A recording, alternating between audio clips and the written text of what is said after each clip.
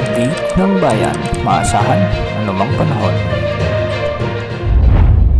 Magandang oras po sa ating lahat. Narito ang update sa lagay ng panahon ngayon at sa susunod na 24 oras. Sa kasalukuyan ay may dalawang low pressure area tayong binabantayan sa loob at labas ng ating area of responsibility. Ang unang low pressure area ay huling namataan sa silangan ng Luzon at nasa labas ito ng ating area of responsibility. Wala naman itong direktang epekto sa anumang bahagi ng ating kalupaan.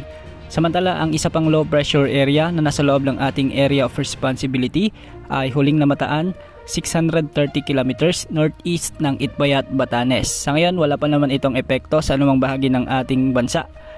Ngunit sa mga susunod na oras o sa darating 24 hanggang sa 48 oras ay posible na ito ay lumakas bilang bagyo. Hindi rin naman inaalis ang posibilidad na ito ay lumabas ng ating area of responsibility sa mga susunod na oras. Dahil nga dito, hinihila nito ang southwest monsoon na siyang nakakaapekto naman sa extreme northern Luzon, particular sa bahagi ng Batanes at Babuyan Islands. Ang mga lugar na ito ay makararanas ng maulap na kalangitan at mga kalat-kalat na pagulan at pagkidlat-pagkulog na siyang posibleng magdulot ng mga biglaang pagbaha at pagguho ng lupa, lalo na kung minsan ay may mga malalakas na pagbuhos ng ulan. Samantala, magiging bahagyang maulap hanggang sa maulap din ang mga kalangitan na may mga kalat-kalat na pag-ulan at pagkidlat-pagkulog sa Metro Manila at sa natitirang bahagi ng ating bansa, dulot naman ito ng mga localized thunderstorms.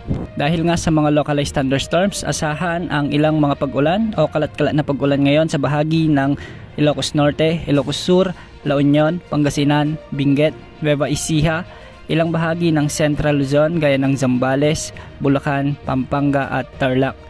Magiging maulap naman ang mga kalangitan sa bahagi ng Rizal, Cavite, Batangas at Laguna. May mga inasang pag-ulan din sa may Occidental Mindoro, ilang bahagi ng Palawan at ilang bahagi ng Bicol Region. Sa ngayon, posible rin ang mga katamtaman hanggang sa malalakas na pag-ulan dahil pa rin sa mga localized thunderstorms sa bahagi ng Western Visayas, lalo na sa may Antique, Aklan at sa may Iloilo. Posible rin ang mga pag-ulan sa may Negros Occidental, kanlurang bahagi ng Cebu Province at ilang bahagi ng Bohol. May mga inasahang pag-ulan din sa may Eastern Leyte at Samar Provinces. Sa Mindanao, asahan din ang mga malalakas na pag-ulan dahil pa rin sa localized thunderstorms sa may Zamboanga Peninsula, Northern Mindanao, ilang bahagi ng Soc-Sargen at Bangsamoro Region at ilang bahagi o malaking bahagi ng Davao Region. Mag-ingat po dahil posible ang mga biglang pagbaha at pagguho ng lupa sa mga lugar na nabanggit. Sa ngayon, wala naman tayong nakikitang anumang posibleng bagyo na posibleng pumasok at makaapekto sa ating bansa sa susunod na 3 hanggang 5 araw. Wala ring nakataas na gale warning sa mga karagatang sakop ng ating bansa.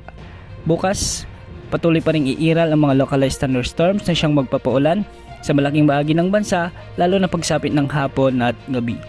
Yan ang update sa lagay ng panahon. Ito po ang weather update ng bayan. Maasahan anumang panahon.